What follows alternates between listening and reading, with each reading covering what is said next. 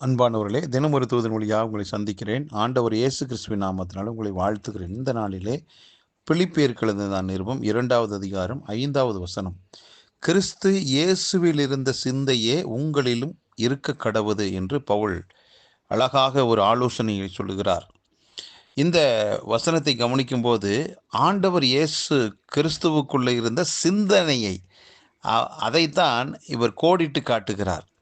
அருமையானவர்களே, நம்முடைய வாழ்க்கையிலே ஒருவரை தாராளமாக உறுதியாக நம்பி பின்பற்றலாம் அப்படின்னா ஆண்டவராக இயேசு கிறிஸ்துவை மட்டுமே நாம் தாராளமாய் உறுதியாய் அவரை பின்பற்றலாம். நம்பணும் அப்படின்னா ஆதாரம் அப்படின்னா ஆண்டவராகிய இயேசு கிறிஸ்து நமக்கு கொடுத்திருக்கிறதான பரிசுத்த வேதம், இதுதான் நமக்கு ரொம்பவுமே முக்கியமானதாக இருக்கிறது. சரி, அப்போ ஆண்டவர் இயேசு கிறிஸ்துவனுடைய சிந்தை என்ன இருந்துச்சு? அவருடைய சிந்தனை மண்டலம் எப்படி இருந்துச்சு? பிரச்சனைகளை அவர் சந்திக்கும் போது அவர் எப்படிப்பட்டவராய் வார்த்தையில் வெளிப்பட்டார் என்று சொல்லி ஒரு விஷயங்கள் உண்டு. ஒரு முறை பிசாசு அவரை உயர்ந்த இடத்துக்கு கொண்டு சென்று உலகத்தினுடைய பல விதமான காரியங்களையெல்லாம் அப்படி காண வைத்து பேசுகிறான். கல்லை எடுத்து அப்பமாக்கி சாப்பிட சொல்லுகிறான், மேலிருந்து குதிக்க சொல்லுகிறான். இப்படி பல 3 விதமான காரியங்களை அவன் சொல்லுகிறான். ஆனால் அப்படிப்பட்ட அந்த சோதனையான காலகட்டங்களில் ஆண்டவருடைய சிந்தை என்ன இருந்துச்சுன்னா, அவன் எதையெல்லாம் சொல்கிறானோ அதற்கு ஆதாரமான எதிரான பிதாவாகிய தேவன் கொடுத்த வார்த்தையை மட்டுமே அவர் சொன்னார். அப்போ எந்த விதத்திலும் பிசாசை அவன் வார்த்தையில் வந்தானா வார்த்தையை வச்சே அவனை ஜெயித்தார். அப்போ கிறிஸ்துவின் சிந்தை என்ன சொல்லுதுன்னா, பிசாசுக்கு எப்படி எதிர்த்து நிற்கணும்னா நாம் அவருடைய வார்த்தை பிடித்து தான் நாம் எதிர்த்து நிற்க வேண்டும். அதே போல் தேவைகள் பெருகி இருந்துச்சு. ஆயிரக்கணக்கான மக்கள் அவருடைய வார்த்தையை கேட்க வந்தாங்க. 3 நாள் கேட்டாங்க. 3வது நாளில் அவங்களுக்கு ஆகாரம் உணவு கொடுக்கணும்னு நினச்சாரு. அப்போ என்னன்னா கையில் இருந்தது குறைவானது, 5 அப்பம் 2 மீன் தான்.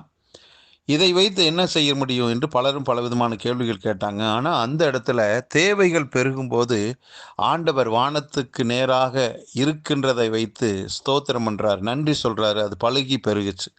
இது கிறிஸ்துவின் சிந்தை. அப்போ தேவைகள் நமக்கு பெருகும்போது நாம் என்ன செய்யணும்? ஆண்டவரை இருக்கிறத வச்சு ஆண்டவருக்கு நன்றி சொன்னால் போதும், இல்லாததெல்லாம் தேடி வந்துடும். அதுதான் கிறிஸ்துவின் சிந்தை. செத்துப்போன ஒரு பிள்ளை, எல்லாரும் அழுகிறாங்க, 12 வயசு.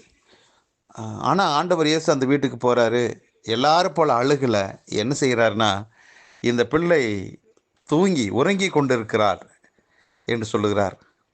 எல்லாரும் அவரை ஏளனமாக பார்த்து நகைக்கிறார்கள்.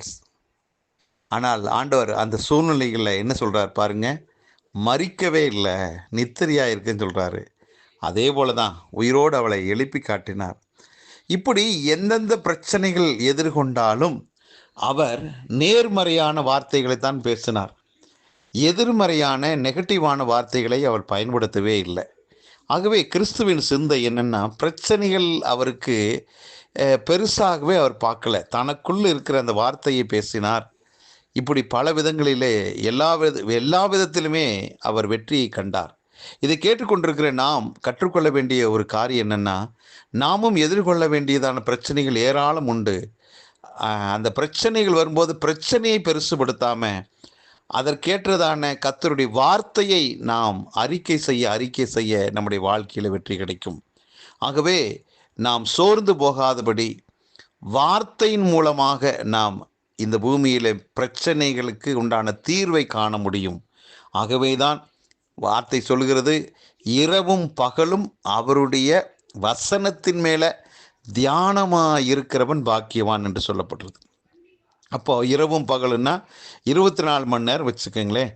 24 மணி நேரத்தில் மனிதனுக்கு எக்கச்சக்கமான பிரச்சனைகள் வரலாம். அப்போது அந்த பிரச்சனைகள் வரும்போதெல்லாம் அவனுடைய வாயில், அவனுடைய மனசில், அவனுடைய சிந்தனையில் கர்த்தருடைய வார்த்தையை தியானமாய் அவன் வைத்திருந்தால் அவன் வாயிலிருந்து தியானிக்கப்பட்ட வார்த்தை தான் வெளிப்படும். அந்த வார்த்தை தான் அந்த பிரச்சனைக்குண்டான தீர்வு. ஆகவே இதை கேட்டுக்கொண்டிருக்கிறேன்னா, ஆண்டவருடைய வார்த்தையை அதிகமாக பிரச்சனைகள் மத்தியில் பேசுவோம், வென்று காட்டுவோம்.